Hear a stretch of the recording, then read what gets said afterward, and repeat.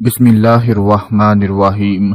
अस्सलामुअलैकुम वरहमतुल्लाहि वबरकातुहू। ख़वातीनो हज़रात, हमने अपने बुजुर्गों से सुन रखा होता है, अपने घर वालों से सुन रखा होता है कि रात के वक्त झाड़ू नहीं देना चाहिए। उसकी वजह क्या है हम में से बहुत से लोग नहीं जानते, बस इतना ही कहते हैं कि रात के वक्त झाड़ू नहीं देना चाहिए, उस घर में फरिश्ते नहीं आते, या इस तरह की बहुत सी बातें की जाती हैं। उस घर में रहमत नहीं होती, उस घर से बरकत उठ जाती है और रात को झाड़ू देना छोड़ देता है। लेकिन आज की इस वीडियो में मैं आप लोगों को मुकम्मल तौर पर बताऊंगा झाड़ू के हवाले से कि कब देना चाहिए, किस वक्त देना चाहिए, झाड़ू के नुकसानात, झाड़ू के फायदे क्या क्या हैं। हमारे घरों में बहुत से ऐसे काम हो रहे होते हैं जिससे हमारे घरों में बेबरकती आ रही होती है। यही काम हमारे घर में परेशानियों का सबब बनते हैं और इन्हीं कामों की वजह से घर में गुर्बत आ जाती है। बंदा दिन रात करके पैसा कमाता है, दौलत कमाता है और उनको बचा नहीं पाता। समझ नहीं आती कि इतनी दौलत, इतना पैसा कहाँ चला गया है और अल्लाह की रहमत भी हमसे दूर होती चली जाती है। दोस्तों, हमारी ख्वातीन अनजाने में कुछ ऐसे काम कर रही होती हैं कि जब तक वो उनको छोड़ नहीं देती घर में बरकत नहीं आती। मिसाल के तौर पर नंगे सर खाना पकाने से घर में बेबरकती आती है, इसलिए औरतों को चाहिए कि खाना बनाते हुए सर पर दुपट्टा लाजमी लें। नंगे सर बर्तन धोती हैं, कपड़े धोती हैं, जो बेबरकती का बहुत बड़ा सबब बनता है। खासकर ख्वातीन जो फजर की नमाज के बाद सो जाती हैं, या घर में कोई भी ऐसा फर्द जो फजर की नमाज के बाद सो जाता है, तो उस घर में बहुत ही ज्यादा बेबरकती आ जाती है। कंघे से, टूटे हुए कंघे से बाल संवारना भी गुर्बती का बहुत बड़ा सबब है। अल्लाह ताला कुरान पाक में फरमाता है कि बेशक इंसान के साथ जो कुछ बुरा होता है वो उसके अमाल का नतीजा होता है। रसूल अकरम सल्लल्लाहु अलैहि वसल्लम ने इरशाद फरमाया, बेशक आदमी महरूम हो जाता है रिज्क से, बरकत से, गुनाहों के सबब जिसको वो इख्तियार कर लेता है। यानी गुनाहों की वजह से ही रिज्क से बरकत उठ जाती है, घर से बरकत उठ जाती है और इस तरह के नुकसानात से हमें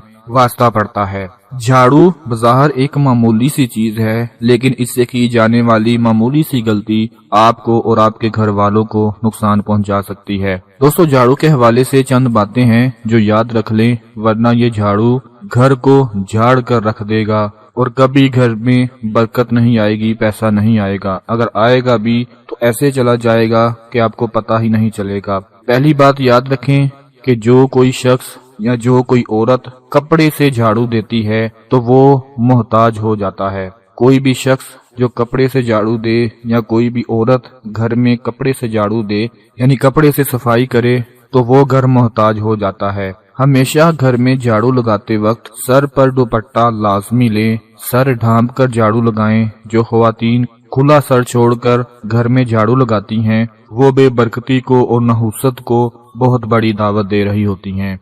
गलत वक्त पर झाड़ू देने से घर में बेबरकती आ जाती है। अगर आप बहुत पैसा कमाते हैं, लाखों में, करोड़ों में, तो एक झाड़ू से की जाने वाली गलती आपको गरीब से गरीब बना सकती है। एक औरत हजरत इमाम अली अलैहिस्सलाम की खिदमत में आई और अर्ज करने लगी, या अली अलैहिस्सलाम, मेरे 3 बच्चे हैं, शोहर है, सब कमाने जाते हैं, लेकिन फिर भी घर में बरकत नहीं। हम बेबरकती का शिकार हैं और परेशानी में गिरफ्तार हो चुके हैं। हमारे काम होते होते रुक जाते हैं। तो इमाम अली अलैहिस्सलाम ने फरमाया, ए औरत, जिस घर में बद्दुआ हो उस घर में बरकत नहीं होती। उस औरत ने कहा, हमारे घर के लिए कौन बद्दुआ करता होगा? तो आपने फरमाया, ए औरत, बताओ तुम घर की सफाई किस वक्त करती हो? उस औरत ने कहा, या अली अलैहिस्सलाम, सफाई का कोई वक्त नहीं, बस कभी सुबह, कभी शाम, कभी रात को। बस उस औरत का इतना कहना था। तो इमाम अली अलैहिस्सलाम ने फरमाया, ए औरत, अपने घर की सफाई सुबह उठने के बाद किया करो,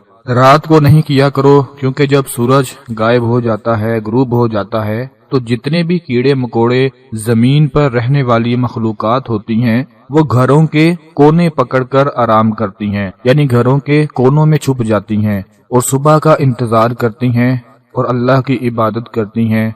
तो जब कोई इंसान रात के वक्त झाड़ू देता है, सफाई करता है, तो वो कोनों में रहने वाली मखलूकात बेघर हो जाती हैं और अंधेरे में उन्हें कुछ दिखाई नहीं देता और इधर उधर परेशानी के आलम में फिरती रहती हैं। اور اللہ تعالیٰ تو اپنی خلقت سے اتنا پیار کرتا ہے کہ کسی کی بد دعا کو برداشت نہیں کر سکتا۔ تو پھر کیا ہوتا ہے کہ جس گھر میں رات کو جھاڑو دیا جائے تو وہ کیڑے مکوڑے جو گھر کے کونوں میں بیٹھے ہوتے ہیں ان کی بد دعا سے گھر میں رہنے والوں کا رزق تنگ ہو جاتا ہے، خوشحالی پریشانی میں تبدیل ہو جاتی ہے اور گھر سے برکت چلی جاتی ہے۔ میرے پیارے دوستو، اگر آپ گھر میں خیر و برکت چاہتے ہیں تو ایک بات ذہن میں بٹھا لیں کہ جھاڑو کو گھر میں کہاں نہیں رکھنا چاہیے، اس بات کو لازمی اپنے ذہن میں رکھیں۔ آپ نے خود دیکھا ہوگا کہ جب آپ گھر میں جھاڑو لگاتے ہیں تو صفائی کے دوران سارے جراثیم اس جھاڑو کے ساتھ لگ جاتے ہیں، جتنا بھی گھر کا گند ہوتا ہے سارا اسی کے ساتھ صاف ہوتا ہے۔